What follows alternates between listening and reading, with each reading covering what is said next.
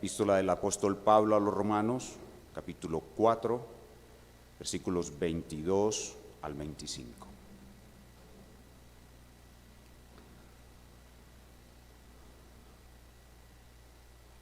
Esta es la palabra de Dios.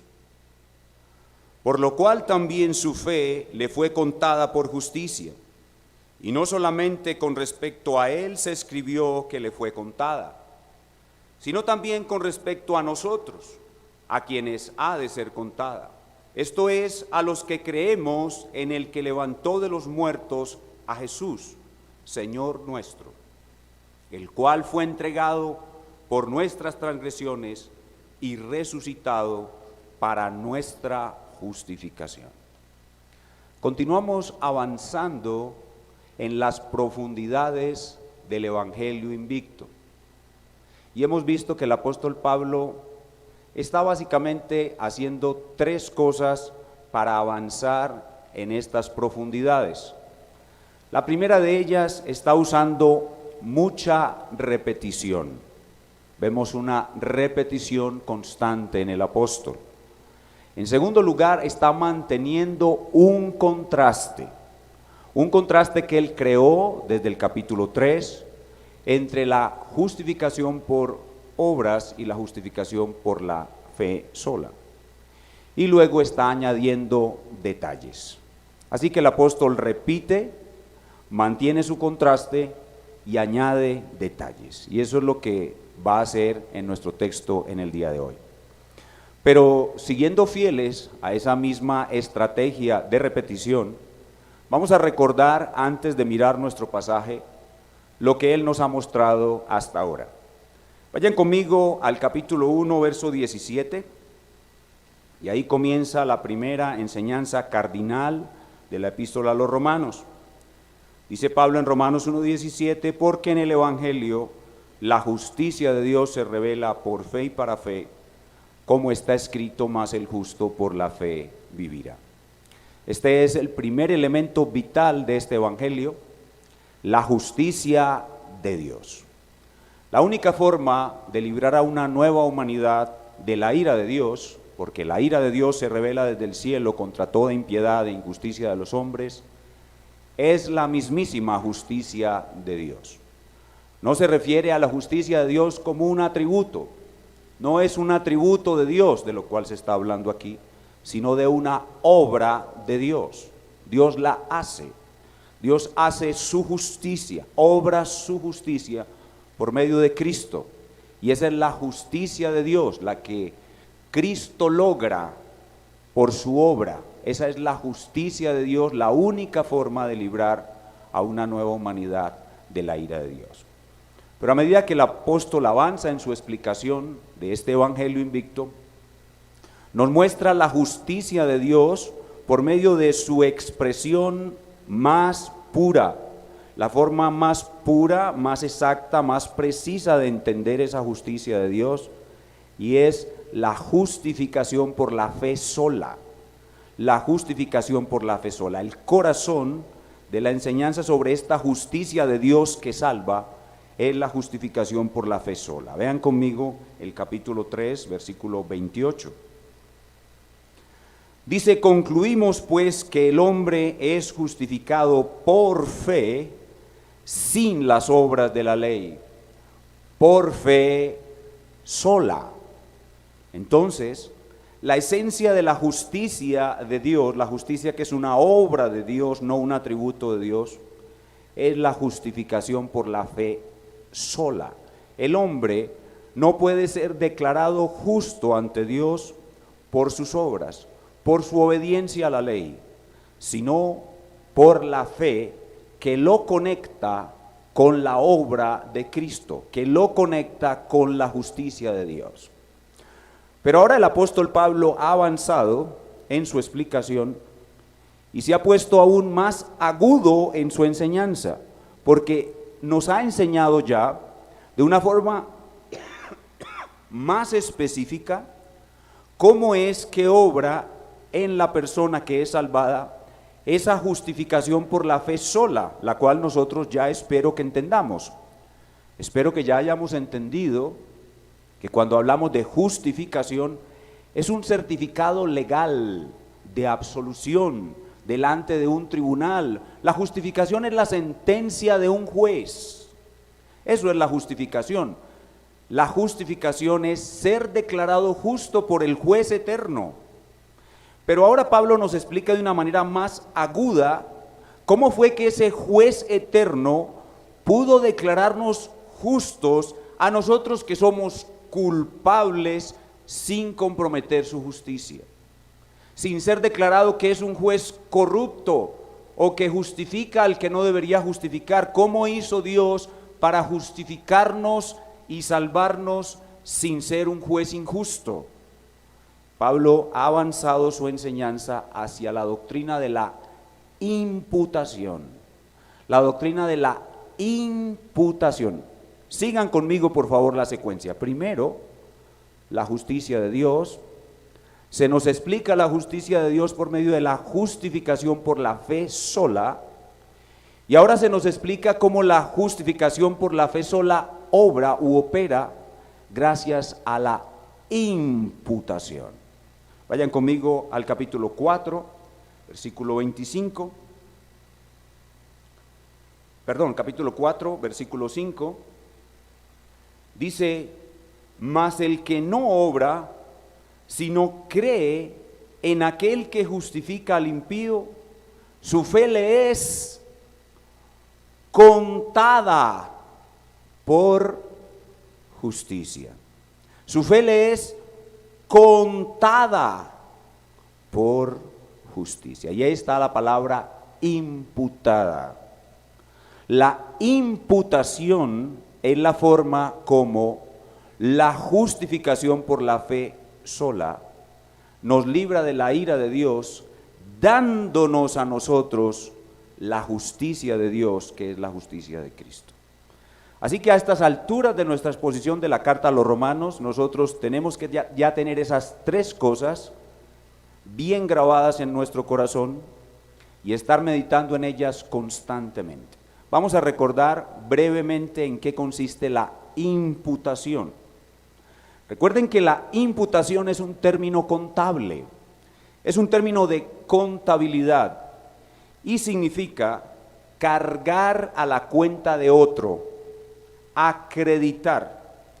Y es la forma como la justicia de Dios opera nuestra salvación. Nuestros pecados son cargados a la cuenta de Cristo, imputados a Cristo. Y la justicia de Cristo es cargada a la cuenta nuestra. Tanto la justicia de Cristo que proviene de su obediencia activa durante los 33 años de vida que tuvo, durante los cuales obedeció de manera perfecta la ley de Dios, tanto esa obediencia activa como su obediencia pasiva cuando dejó sin ofrecer resistencia alguna que lo crucificaran en una cruz y allí recibió la total y perfecta ira eterna de Dios en el lugar de aquellos que vino a salvar. Tanto esa obediencia activa como esa obediencia pasiva de Cristo es contada, es cargada a nuestra cuenta y de esa manera nosotros somos salvados. Así pues que ya entendimos con más precisión qué es la justificación por la fe sola y cómo obra. Y el apóstol mantiene en nuestra mente ese poderoso contraste que ha estado haciendo entre la justificación por obras, la cual no es posible, y la justificación por la fe sola, que es la única forma de salvación posible.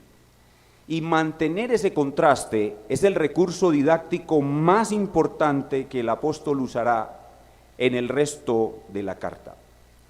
Cuando llegamos al capítulo 4, donde nos encontramos, Pablo continúa con este poderoso contraste y añade un elemento, y es la promesa. A todos los elementos que había establecido en el contraste, la diferencia entre obras y fe, ahora añade uno más, y es la promesa. Tuvimos la explicación de este elemento adicional en la clase anterior y vimos cómo la promesa que Dios hizo a Abraham de que sería heredero del mundo, esa promesa no pertenece a la ley, esa promesa pertenece a la fe. Abraham no recibiría el mundo como herencia por sus obras, porque una herencia no es algo que se gana trabajando. Una herencia es algo que se recibe como un regalo. Una herencia es algo que otro trabajó, algo que otro se ganó y a mí sencillamente me lo regalan. Eso es una herencia. Y Pablo dice que la promesa de ser heredero del mundo es eso, una promesa. Es una herencia. Es algo que Abraham no trabajó ni ganó, sino algo que se le regala como herencia. Veamos de nuevo el verso 14 del capítulo 4. Porque si los que son de la ley son los herederos, vana resulta la fe y anulada la promesa. Entonces no es por obedecer la ley que uno se hace heredero de Dios. El ser heredero de Dios es un regalo, como la justificación por la fe sola es un regalo. Y en esa parte del capítulo 4 se nos mostró cómo toda la vida de Abraham fue una vida centrada en esa promesa. Abraham no vivió centrado en obediencia, Abraham vivió centrado en promesa. Y ahí Pablo mantiene el contraste entre ley y fe es un contraste entre obediencia y promesa. La vida de Abraham no estuvo centrada en obediencia, aunque fue un hombre muy obediente, y por su obediencia ganó grandes galardones y bendijo grandemente a su descendencia. Abraham fue un hombre obediente, pero su vida no estuvo centrada en obediencia. La vida de Abraham fue una vida centrada en promesa.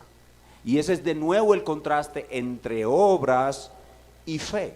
Y de esa manera Pablo sigue enriqueciendo nuestra explicación, la explicación que nos está dando de lo que es la justificación por la fe sola y la forma cómo vamos a ser todos salvados. Y ahora, para cerrar esta sección grande del capítulo 4, en la cual el gran protagonista es Abraham, Pablo otra vez repite y proyecta todo lo que sucedió a Abraham a nosotros los creyentes. Y de nuevo nos contacta con la imputación. O sea que Pablo abre el capítulo con la imputación y cierra el capítulo con la imputación. Noten de nuevo al leer el pasaje el protagonismo de la palabra contada. Obsérvenlo otra vez con cuidado. Por lo cual también su fe le fue contada por justicia. Y no solamente con respecto a él se escribió que le fue contada, sino también con respecto a nosotros, a quien ha de ser contada. Esto es a los que creemos en el que levantó de los muertos a Jesús, Señor nuestro, el cual fue entregado por nuestras transgresiones y resucitado para nuestra justificación. ¿Vieron el protagonismo de la palabra contada y su asocio de nuevo con la justificación? Pero añade algo, añade el fundamento de la expiación. Añade el fundamento de la expiación, algo que ya había mencionado cuando habló de la sangre de Jesús. Cuando la Escritura habla de la sangre de Jesús, entiéndase por la palabra sangre, la palabra expiación. Así que Pablo de nuevo repite que la sangre es la que produce la justificación por la fe sola y que la justificación por la fe sola se recibe por la imputación. Y esa es la esencia del Evangelio. Lo voy a volver a repetir. La sangre produce justificación y se recibe la justificación por la imputación. Esa es la esencia, el corazón del Evangelio que Pablo predica. Y aquí añade una explicación más, centrándose en la sangre, centrándose en la expiación y haciendo énfasis en algo que ya había dicho, y es cómo la resurrección de Cristo certifica la eficacia de la expiación.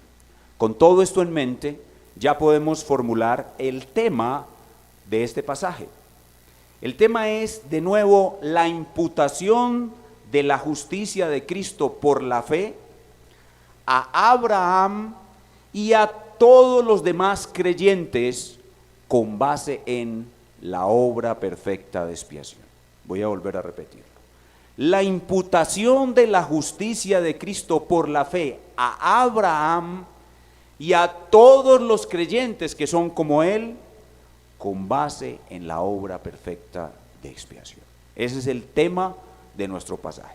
Y el título, debido a que vuelve a la escena, a la arena de la enseñanza, la doctrina de la imputación, el título que le hemos puesto a este pasaje es La imputación y el evangelio invicto. Algún hermano me escribió durante la semana diciéndome que él estaba enseñándole a unas personas totalmente nuevas el evangelio y que ellas estaban siguiendo esta transmisión, pero que él se veía en una gran dificultad cuando yo usaba estas palabras técnicas como propiciación, redención, justificación e imputación, que si yo no podría hacer el favor de cambiar esas palabras por otras para él poder explicarle a esas personas nuevas de una manera más sencilla el evangelio.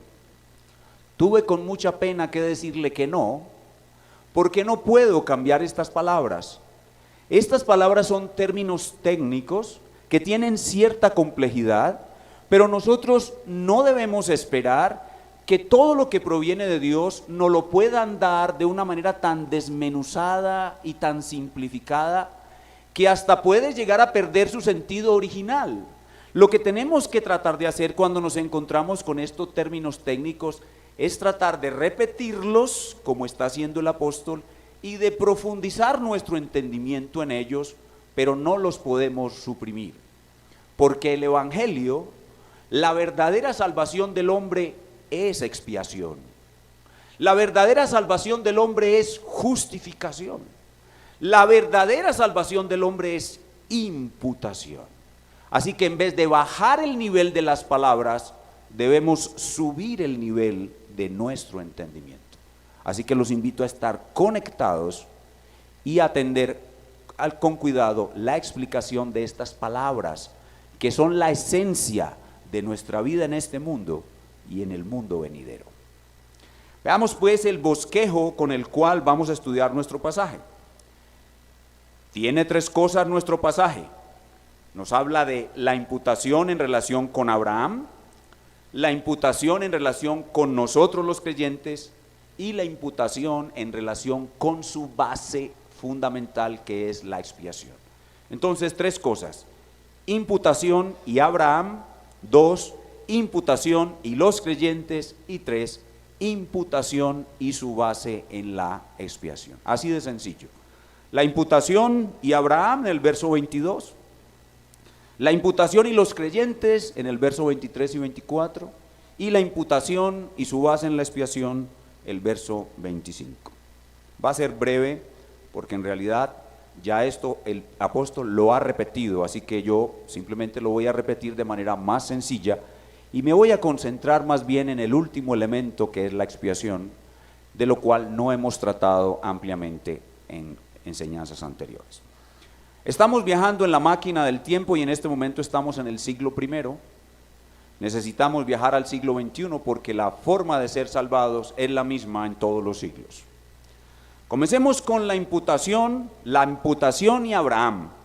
La imputación y Abraham, en el verso 22. Y esta realmente es una repetición de lo que el apóstol ha venido diciendo a lo largo de todo su argumento.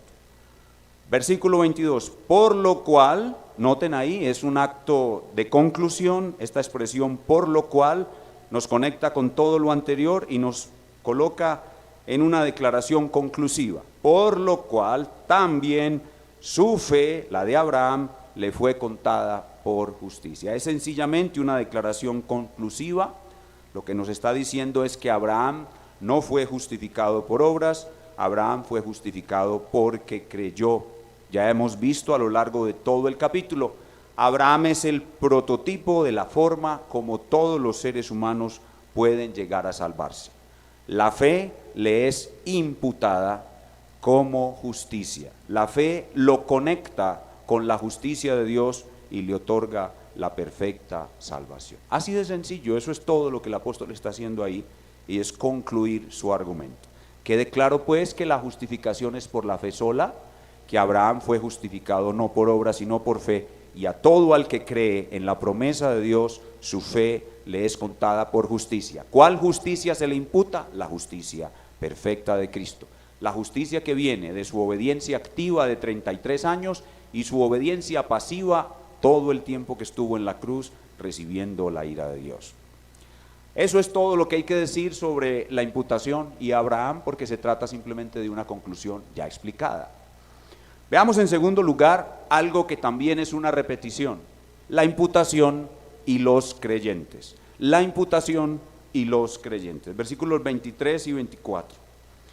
Y no solamente con respecto a él se escribió que le fue contada, sino también con respecto a nosotros, a quienes ha de ser contada.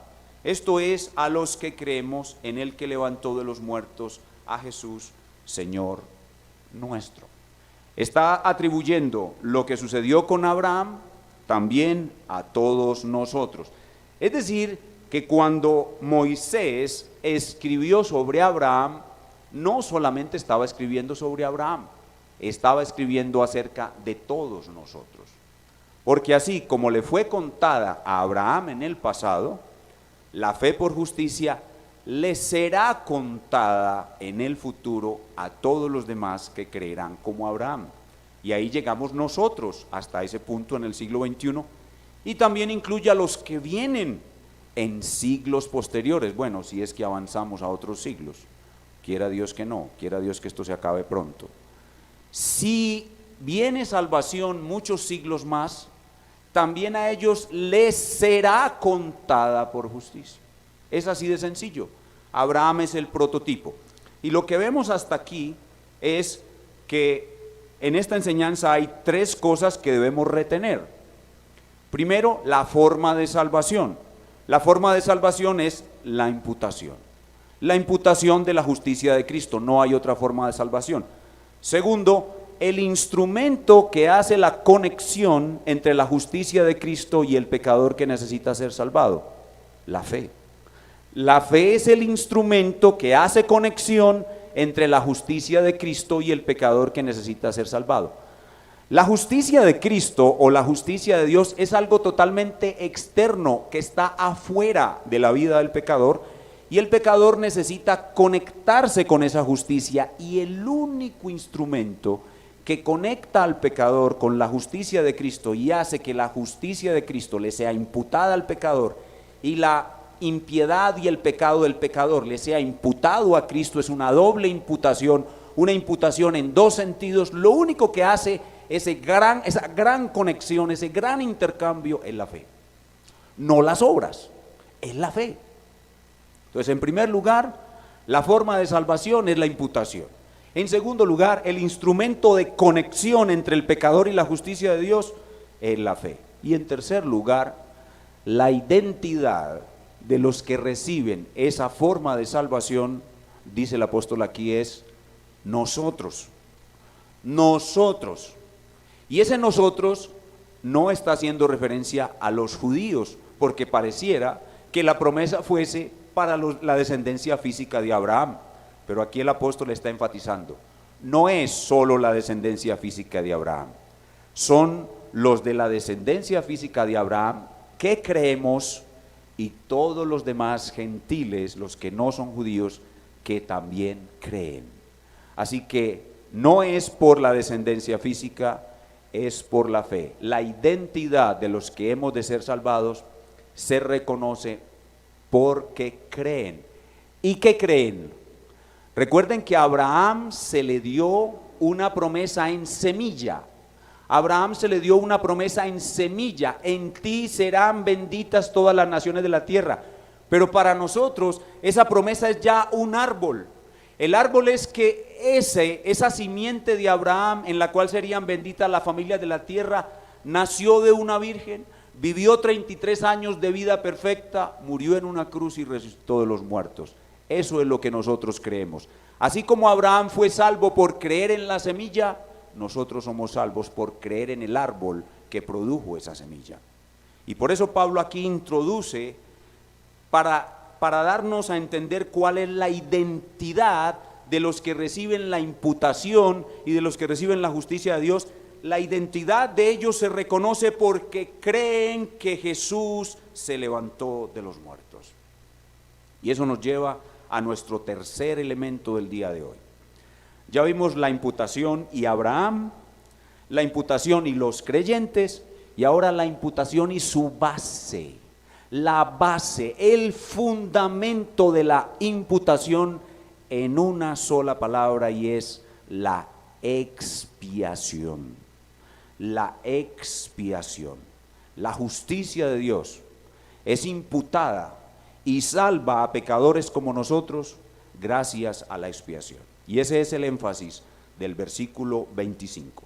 Vean conmigo con cuidado el versículo 25 y quiero rogarles que presten especial atención a las preposiciones. Preposiciones. Creo que ustedes cuando estábamos en la escuela, en la primaria, nos enseñaron las preposiciones y nos las aprendimos de memoria. Bueno, hay que poner cuidado aquí a las preposiciones. Dice el verso 25, el cual, es decir, nuestro Señor Jesucristo, fue entregado por, primera preposición importante, fue entregado por nuestras transgresiones. ¿Qué es eso? ¿Qué es cuando la Escritura dice que nuestro Señor, el cuerpo santo y perfecto de nuestro Señor, fue entregado por nuestras transgresiones? ¿Qué es eso? Eso es expiación. Y resucitado para, segunda preposición importante, y resucitado para nuestra justificación. Notan cómo Pablo engloba todo en la expiación. Coloca a la expiación como el fundamento de esta salvación. Sin derramamiento de sangre no hay remisión de pecados. Sin un sustituto no hay salvación. Y aquí mantiene el contraste entre justificación por obras y por fe, porque la justificación por obras la realiza el mismo individuo, la justificación por fe la realiza otro que no soy yo. Es otro que fue entregado por mis transgresiones, es otro que fue resucitado para mi justificación. Gloria a Cristo. Él es nuestro Salvador. Y ese es el evangelio en realidad. Que Cristo fue entregado por nuestras transgresiones y resucitado para nuestra justificación. Y eso es lo que es expiación. En el versículo 25 comienza diciendo, el cual fue entregado. Hermano, pregúntese, ¿quién lo entregó? ¿Fue los judíos? ¿Caifás? ¿Lo entregaron a Poncio Pilatos, el Sanedrín? ¿Lo entregaron ellos? No, fue entregado por su Padre. Su Padre lo entregó y lo entregó con un propósito. La palabra por nos guía a propósito.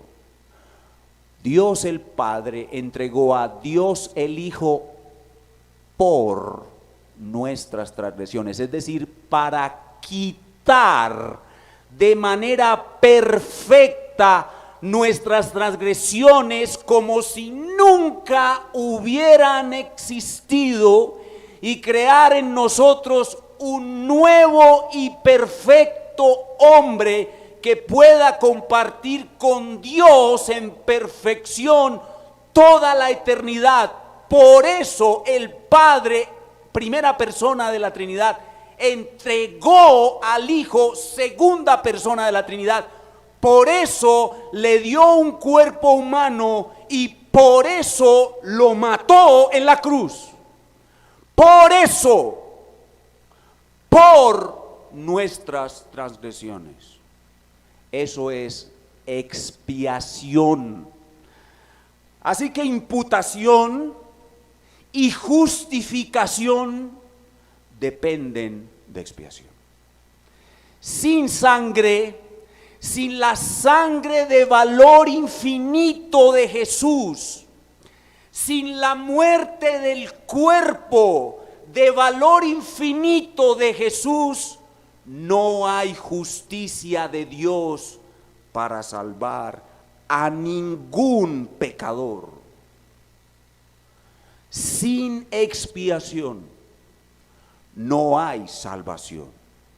Cristo fue entregado como expiación para nuestra salvación. Eso es lo que Pablo nos está diciendo aquí. Y cuando hablamos de expiación, aunque el apóstol aquí solo menciona como resultado inmediato la justificación, pues es el asunto del cual viene tratando. Pero en capítulos anteriores nos mostró que la expiación es algo mucho más amplio, que no solamente trae la justificación, y aquí es donde tenemos que empezar a lidiar con términos técnicos, porque la expiación produce toda una serie de gracias y misericordias. Hermanos, la expiación es la obra maestra de Dios. La expiación es aquello que nos debe causar más admiración por toda la eternidad. No hay nada tan perfecto, eficaz, poderoso y sabio como la expiación. La expiación debe ser el objeto de mi estudio, de mi meditación. La ciencia más alta que puede concebir un ser humano es la expiación. Y de ella surgen gracias que son sublimes y maravillosas, presentadas sí en términos técnicos. Pero debemos luchar contra los términos técnicos y entenderlos. La expiación no solo produce justificación, la expiación produce propiciación. Es decir, que quita la ira de Dios. Pero la expiación también produce redención. Es decir, que liberta al esclavo. Pero la expiación también produce reconciliación. Es decir, que quita la enemistad entre Dios y el hombre. Pero la expiación también produce adopción. Es decir, que me eleva a la categoría de hijo de Dios. ¡Aleluya! ¡Gloria a Cristo! Que no solo quitó mi culpa, mi pecado, me lavó, me limpió, me hizo nuevo, sino que me llevó a la categoría de hijo de Dios. ¡Gloria a Cristo! Pero la expiación no solamente produce justificación y todo esto, sino que produce santificación. La expiación hace que yo recupere la imagen de Dios perdida en el jardín de Edén. Y nada va a impedir que aquellos por quienes Cristo murió en la cruz, porque Cristo tenía nuestros nombres grabados en las palmas de sus manos cuando murió en la cruz por nosotros, nada va a impedir que aquellos que están escritos en sus palmas de sus manos recuperen la imagen de Dios de manera perfecta. Solo que lo harán en forma progresiva, lo harán en forma progresiva. Y por eso es un error muy grande decir que los que enseñamos que la salvación es segura a partir de una expiación perfecta, le estamos dando a los hermanos una invitación a pecar. Nada más contrario a eso. La salvación perfecta, la que hace segura la entrada al cielo, hace que el cristiano, que la persona aborrezca el pecado, porque ha sido santificado, porque la expiación produce santificación. El creyente verdadero recupera la imagen de Dios y aborrece pecar. Así que si alguno dice que es cristiano y ama el pecado y se revuelca en él, el tal no puede ser llamado cristiano. Porque la expiación no solamente trae justificación, trae con ella santificación. Y Pablo quiere que nosotros estemos seguros, absolutamente seguros de eso. Y más adelante en la carta lo va a volver a repetir. Nos va a volver a mostrar que la expiación es eficaz, que la expiación es perfecta y es segura. Pero en este punto lo hace a través de la resurrección. En este punto Pablo nos da la seguridad absoluta de una justificación para siempre por medio de la gloriosa resurrección de nuestro Señor Jesús. Miren el final del versículo. Dice, el cual fue entregado por nuestras transgresiones y resucitado para nuestra justificación. Lo que esto quiere decir es lo siguiente: que la resurrección de Jesús certifica que la obra de expiación fue perfecta, fue aprobada. Hermanos, el sumo sacerdote salió vivo del santuario. Si el sumo sacerdote ofrecía una ofrenda imperfecta y no era aceptada por Dios, el sumo sacerdote moría en el santuario. Solo si el sumo sacerdote escogía un cordero perfecto y hacía toda la ofrenda conforme a la ley de Moisés, la ofrenda era considerada por Dios como perfecta y el sacerdote salía vivo del santuario. Cuando Jesús resucita, Él es el sumo sacerdote que sale vivo del santuario. Y lo que eso hace es certificar, ponerle un sello de garantía de que la expiación fue perfecta, totalmente perfecta, y nos asegura que nuestra justificación es también perfecta. ¿Y por qué la expiación fue perfecta? Eso realmente es muy sencillo de entender. Porque nuestro Dios es perfecto, porque su plan es perfecto, porque su sabiduría es perfecta, porque su poder para ejecutar una obra perfecta es perfecta. Y porque otros lugares de la Escritura declaran que es perfecta. Isaías capítulo 52 versículo 13 dice: he aquí que mi siervo será prosperado, será engrandecido y exaltado, y será puesto muy en alto. Eso es una anticipación de que la obra de expiación será perfecta. Y en otro lugar dice que habiendo sido castigado por nuestros pecados, verá linaje, lo cual significa que Él es el segundo Adán, que tendrá una cantidad de hijos muy grande con los cuales llenará toda la tierra. Y la Escritura dice que a Él se le dio un nombre que es sobre todo nombre, y que se le dio parte con los grandes y con los fuertes el repartir despojos, esa recompensa que se le da por su obra, que a su vez es vista en la resurrección, certificada por la resurrección, garantiza que un Dios perfecto, con sabiduría y poder perfectos, realizan una expiación perfecta que nos asegura para siempre una perfecta justificación. Y eso es lo que el apóstol Pablo nos quiere enseñar en este pasaje. Ya vimos entonces la imputación y Abraham, la imputación y los creyentes, y la imputación, su base en la expiación. Ahora terminemos con unas breves palabras de aplicación. Ya vimos que la única forma de ser salvado es ser justificado por la fe sola, como fue justificado por la fe sola Abraham. Pero de Abraham no solamente debemos aprender la forma como vamos a ser salvados, sino la forma como debemos vivir. Abraham es el prototipo de la forma como debemos vivir. Hermanos, la palabra de Dios nos enseña que si fuimos justificados como Abraham, debemos vivir como Abraham.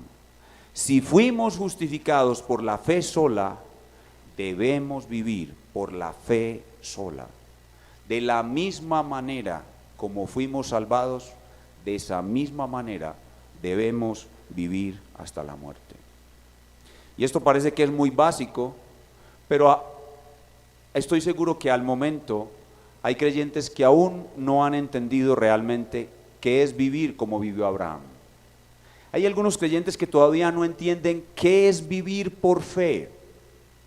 Voy a mostrarles de una manera muy sencilla qué es vivir por fe, y ruego al Espíritu Santo que lo aplique en sus vidas, y en sus vidas diarias ustedes puedan realmente vivir como vivió Abraham.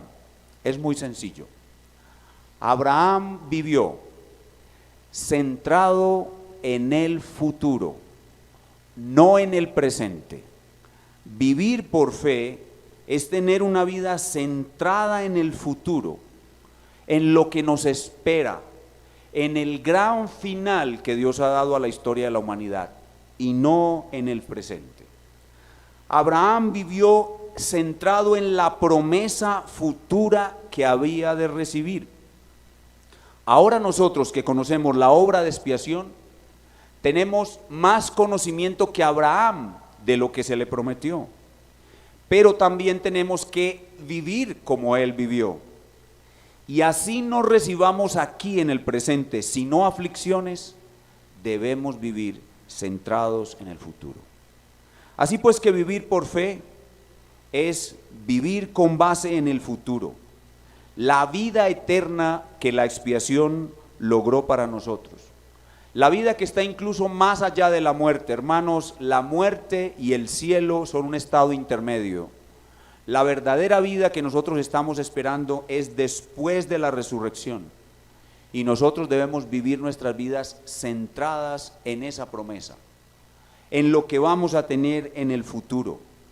Pero también, como Abraham, vamos a recibir muchísimas pruebas que van a debilitar nuestra fe, y nosotros, como Abraham, debemos fortalecernos en fe dando gloria a Dios y colocando de nuevo nuestra mente no en el presente, sino en el futuro.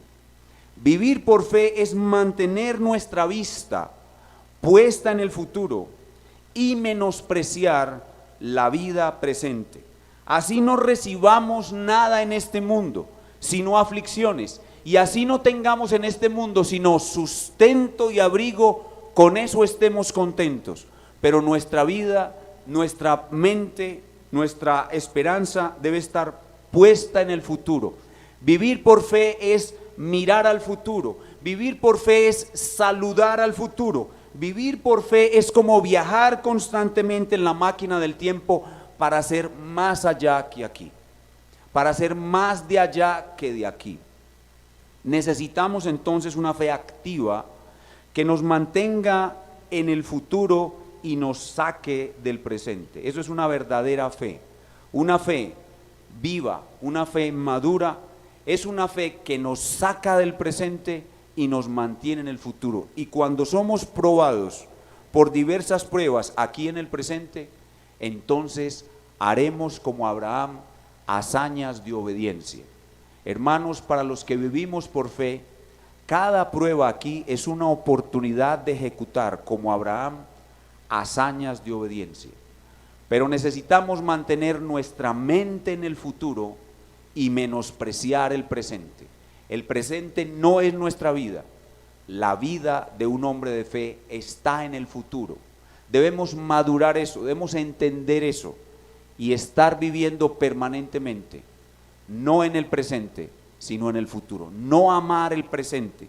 El Señor Jesús lo dijo de esta manera: el que intente salvar su vida la perderá, pero el que la pierda por causa de mí y el Evangelio, para vida eterna la guardará.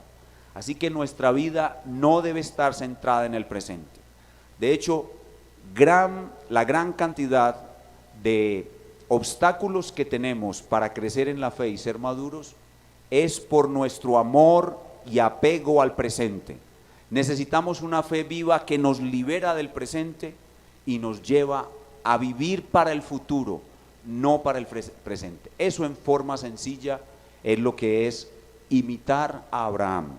no solamente ser salvos como Abraham, sino vivir como Abraham vivió. Y para cerrar, quisiera leerles una porción del libro del gran John Bunyan, El progreso del peregrino, que describe perfectamente con una parábola lo que es imitar a Abraham y no solamente ser salvo por fe, sino vivir por fe. Escuchen con atención el relato del hermano Bunyan. Dice: vi también en mi sueño que el intérprete tomó a Cristiano de la mano y le condujo a un pequeño cuarto donde estaban dos niños sentados cada uno en su silla. El nombre de uno era Pasión y el de otro Paciencia. Pasión parecía estar muy descontento, mas Paciencia estaba muy tranquilo. Entonces preguntó Cristiano: ¿por qué está descontento Pasión? El intérprete contestó diciendo: su tutor quiere que Pasión espere hasta el principio del año venidero para recibir sus mejores cosas, mas Pasión todo lo quiere al momento. Paciencia, por el contrario, está resignado a esperar. Luego vi que vino un hombre a Pasión y le trajo un saco de tesoros y lo vació a sus pies. Y el niño los recogió con gusto y se divirtió con ellos, haciendo burla al tiempo de Paciencia. Mas vi que en poco tiempo todo lo había desperdiciado y no le quedaron más que andrajos. Cristiano respondió: explíqueme usted, señor intérprete, el significado de esto. Intérprete dijo: estos dos niños son figuras, Pasión de los hombres de este mundo y Paciencia de los hombres del mundo venidero. Porque como has visto que Pasión todo lo quiere en este mismo año, es decir, en este mundo, así son los hombres mundanos, quieren gozar de todas las cosas buenas de esta vida y no pueden esperar hasta la vida venidera. Aquel dicho, un pájaro en la mano vale más que 100 volando, les es de más autoridad que todo el testimonio divino sobre los bienes del mundo venidero. Mas como viste que él pronto malgastó todo y nada le quedó sino andrajos, lo mismo sucederá con tales hombres en el fin del mundo. Cristiano replicó: veo que Paciencia tiene la mejor sabiduría, y eso por dos razones. Primero, porque espera para recibir cosas buenas, y segundo, porque él recibirá sus tesoros cuando el otro no tendrá más que andrajos por haber malgastado lo que tenía. Y le dijo intérprete: y bien puedes agregar otra razón a saber, la gloria del mundo venidero nunca se acabará, mientras que los bienes de este mundo se desvanecerán pronto. Por lo tanto, Pasión, aunque recibió sus buenas cosas, desde luego tenía menos razón de reírse que Paciencia, puesto que éste recibirá sus tesoros al final. Así lo primero tiene que ceder paso a lo que viene después cuando llegue la hora, mas lo que es último no cede paso a nada, porque nada hay que le siga. Por esta razón, el que recibe su parte al último de todos, la tendrá para siempre. El que tiene su porción al presente, con el tiempo la va gastando hasta que no le queda nada. El que la tiene al final, la tendrá para siempre, porque no estará sujeta al desgaste. Así se dijo del rico avaro: acuérdate, hijo, que recibiste tus bienes en tu vida, y Lázaro también males, mas ahora él es consolado aquí y tú atormentado. Y respondió Cristiano: según esto, no es lo mejor afanarse por las cosas presentes, sino poner la esperanza en las venideras. Y le dijo intérprete: esa es la verdad, las cosas que se ven son temporales, mas las que no se ven son eternas. Pero sucede desgraciadamente que teniendo tanta conexión entre sí, las cosas presentes y nuestros apetitos carnales, se hacen muy pronto amigos, lo cual no pasa con las cosas venideras, que están a tanta distancia del sentido de la carne. Final de la cita. Desafortunadamente, muchos cristianos hoy son como el niño llamado Pasión y muy pocos como el niño llamado Paciencia, o podría decir como nuestro padre Abraham. En estos días que estamos siendo afligidos, quizás nuestro Dios tenga compasión de nosotros y purifique nuestros corazones para que nos pase de ser cristianos más parecidos a Pasión a ser cristianos más parecidos al niño llamado Paciencia. Y si hay alguno que nos ve esta mañana, que nos acompaña en esta transmisión, que no ha entregado su vida al Señor Jesucristo, debe saber por estas cosas que él solo tiene su expectativa en las cosas de este mundo, que los hombres de este mundo solo esperan vivir bien en este mundo, pero no esperan nada del mundo venidero. Y amigo, debes arrepentirte de esa incredulidad juntamente con todos tus pecados y reconocer que sin la justicia de Cristo solo podrás ser declarado culpable ante Dios, nunca justificado, porque por las obras de la ley nunca podrás ni deshacerte de tus pecados ya cometidos, ni ser declarado justo ante Dios. Así que debes arrepentirte de esperar solo en la vida presente, arrepentirte de los pecados que has cometido y buscar a Cristo, el único que puede limpiarte de todos tus pecados y darte una justicia perfecta para poder ser declarado justo en el tribunal de Dios. Si lo haces así, tendrás vida eterna y gozo eterno. Si lo rechazas, tendrás condenación y sufrimiento eterno. Terminemos en oración. Dios nuestro, te damos muchísimas gracias por la palabra inspirada. Nada hay más valioso para nosotros que saber que tú hablaste a nuestros padres en la fe. Hablaste a Abraham, nuestro padre, hablaste a Moisés, el gran legislador, y hablaste a los apóstoles de nuestro Señor Jesucristo, y que las palabras que hablaste hiciste que fueran escritas infaliblemente, inerrantemente, para que nosotros las tuviéramos, y por eso un día como hoy, un día domingo, podemos leer esas palabras, explicar esas palabras y estar seguros de que tú nos has hablado por medio de estas palabras. Te damos gracias por la gran salvación que tú has hecho. No hay una obra más perfecta, eficaz, poderosa y sabia que la expiación. Te damos gracias porque ella produce la justicia de Dios en Cristo y ella nos da la fe para recibir la justificación y por ella recibimos la imputación de la justicia de Cristo para ser perfectamente salvos de toda nuestra culpa y nuestra maldad.